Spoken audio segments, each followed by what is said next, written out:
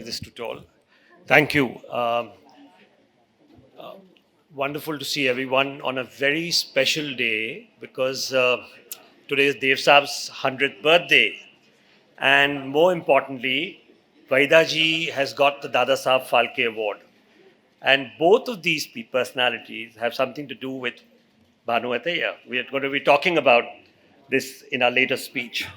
Warm welcome, Ashu. Great to see you. Radhika, Sonam.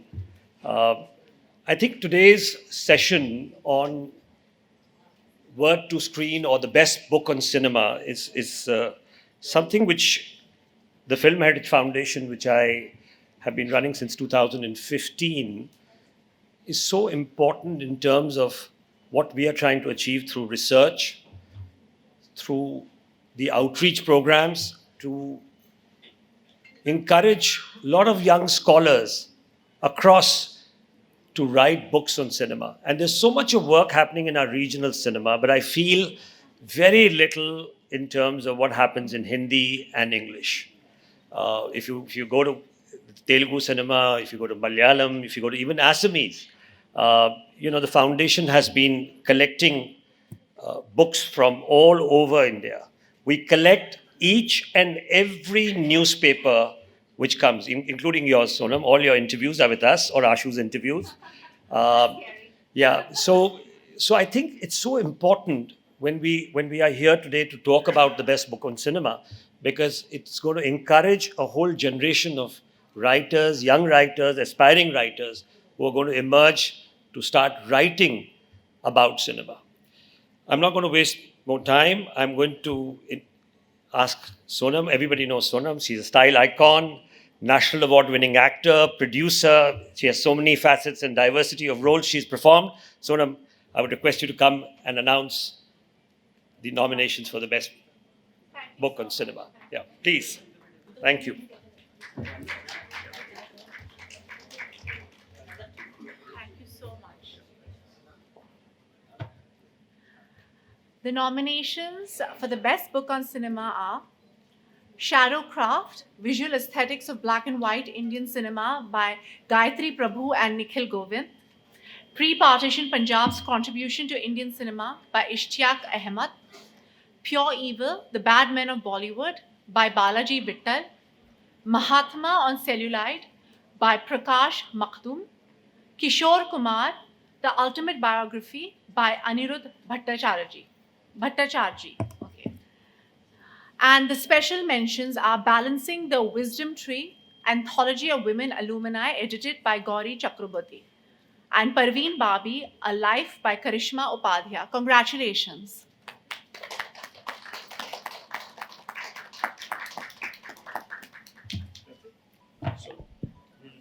We'll start? Yeah, Okay. let's start. And can I request Ashutosh Gwarikar, filmmaker, who doesn't know Ashutosh Gwarikar? Epic filmmaker, national award winning. Shruti. Shruti is a costume designer. She's worked on several films, including Jubilee. Yep. Okay, let's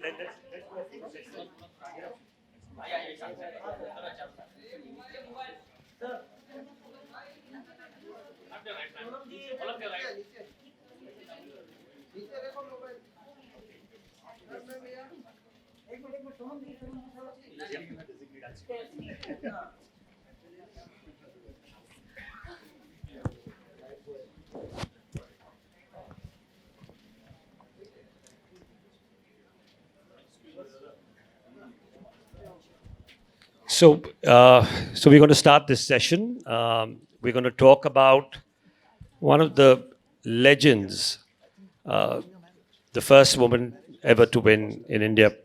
She was the first person to win an Oscar. She was also one of the earliest, or the only woman in the progressive arts group. She was perhaps the first professional as far as costume designing is concerned. We're talking about Bhanu Ataiya, and we're talking about this book, which she. I don't know how many of you have read this book. I would love to have Yeah. No, this is my copy. She signed this for me, and I want to read something today. What she wrote and why we are here. She says costume designing is all about giving an actor absolute confidence in the character he or she is going to inhabit, about creating a mood, transporting the audience to a different era or place. It requires organization, artistry, discipline, expertise, imagination, and more often than that, many hours of research. So let me start with you, Ashu, first. How much do you agree? You worked with her on 3 films, I think? 2 films. 2 films. Yeah. Tell us the process of working with Bhanuvathiya, because she's come from a background which is so research oriented. Yes. And she's come from Kolhapur. I mean, she had a whole stint with Babu Rao Painter. She was also someone who had that immense knowledge on history of cinema and worked her way up through. How was it working with her and developing the costumes on your films? So, good evening. Those are golden words what you just read. Yeah. It was absolutely wonderful to be working with her. It was an honor, actually. And when I wrote Lagan, when the script was done, even before I had anyone on board for producing or acting, I knew that the costumes will be done by Bhanutai.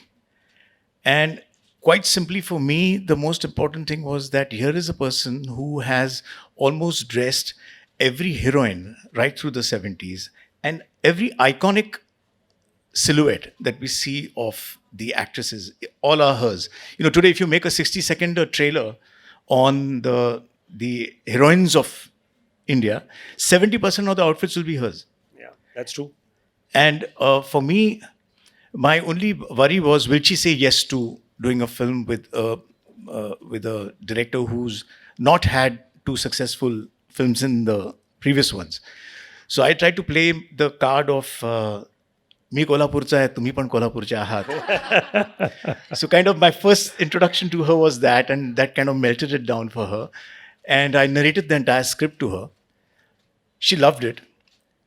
And coming to your question about her research, see, sometimes you do research, you're told that you have a meeting on a so-and-so day and the topic is going to be so-and-so. You go and do your research and then you go for the meeting.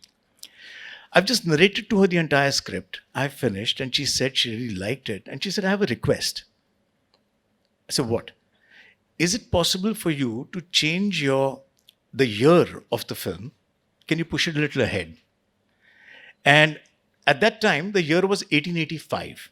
And I'd chosen that year because that was the year when the Indian National Congress was formed.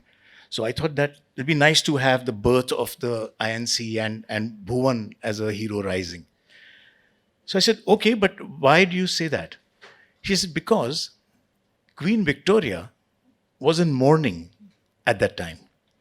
And she came out of her mourning by the 1890 and the latter period. And that's when all the wardrobe, all the silhouettes of the entire British landscape from black and grey became colorful. And I was absolutely blown because that came just that's a real mark of how much knowledge she had without even thinking about it. And of course, I was happy to do that. And that's how 1893 Champaner came about. Yeah, no, it's incredible because if you really look at what her relationship with Babu Rao Painter, one of the great filmmakers of Kolhapur.